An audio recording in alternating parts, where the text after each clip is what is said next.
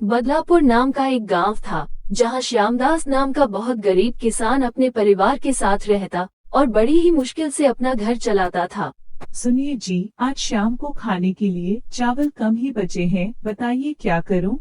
कोई बात नहीं सीमा, तुम एक काम करो, तुम वो खाना बच्चों को खिला देना। हमसे ज्यादा उनको जरूरत है, हमारा क्या है, हम तो एक दिन भूखे भी सो लेंगे। श्यामदास अपने खेत में बहुत काम करता ताकि वो अपने परिवार का पेट भर सके। श्यामदास का एक बेटा भी था, उसका नाम था मोहित, जो सुबह तो पढ़ने कॉलेज जाता, उसके बाद अपने पापा की मदद करता। पर मोहित में एक खासियत थी, वो अंदाजा अच्छा लगाता था। अरे ये दाल तो बहुत कम बची हुई है। बेटा मोहित, एक काम करो, तुम बाजार से थोड़ी सी दाल ले आओ, वरना आज हमको भूखा सोना पड़ेगा। ठीक है माँ, आप रुको, मैं अभी दाल लेकर आता हूँ। मोहित बाजार के लिए निकल जाता है। वो एक किराने की दुकान में जाकर दाल का भाव पूछता है तो उसको पता चलता है दाल तो बहुत महंगी हो गई है।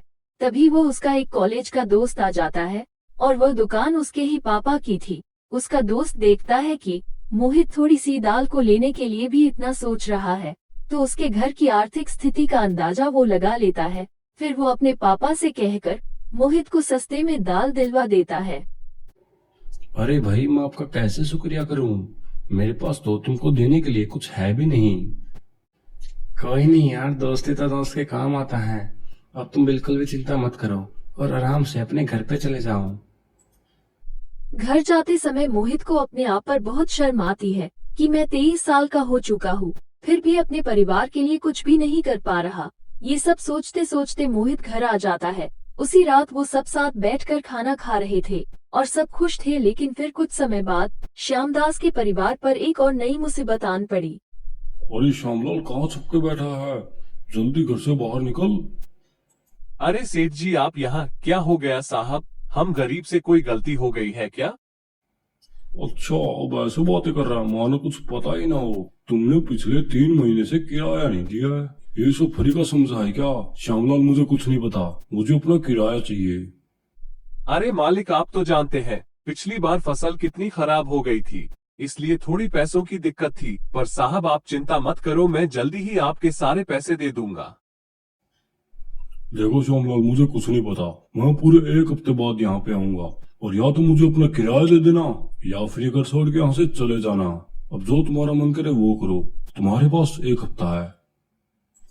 ये कहकर सेठ वो से चला से जाता है, लेकिन ये सारी बातें मोहित भी सुन लेता है और उसे बहुत दुख होता है। क्या फायदा मेरा इतना पढ़ने का, अगर मैं अपने परिवार के लिए कुछ कर ही नहीं सकता। ऐसा जीना भी क्या खाक जीना है, मुझे ऐसी जिंदगी नहीं चाहिए, मैं ऐसे नहीं जीना चाहता। मोहित बहुत दुखी हो जाता है और कुछ गलत कदम उठाने के लिए घर से चल पड़ता है।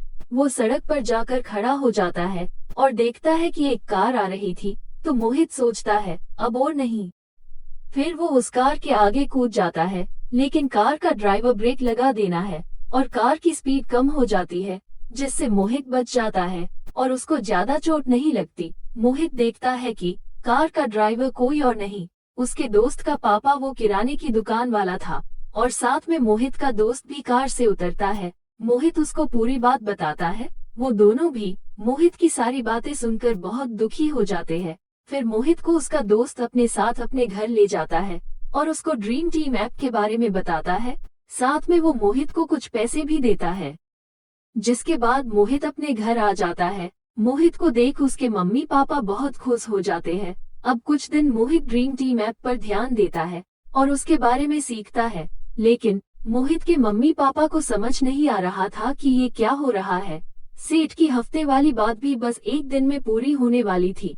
आखिरकार रात में सोने से पहले मोहित अपनी एक टीम बनाकर ड्रीम टीम में लगा देता है और सो जाता है।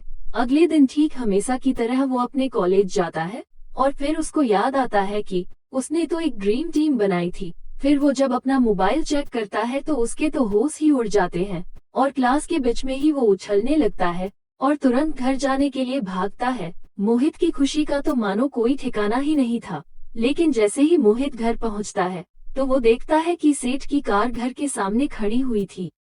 साहब जी, हमारी मजबूरी समझने की कोशिश करिए। अब अगर आप हमें घर से निकल दोगे तो हम भला कहाँ जाएंगे, हमारे पास रहने के लिए कोई और जगह नहीं है। सेठ के आदमी श्यामदास को घर से बाहर निकलने ही लगते हैं। इतनी देर में वहाँ मोहित आ जाता है। दूर हटो मेरे पापा से, अब कोई भी उनको घर से बाहर नहीं निकालेगा। अरे बेटा मोहित, रहने दो, अब हमारे पास और कोई उपाय नहीं है।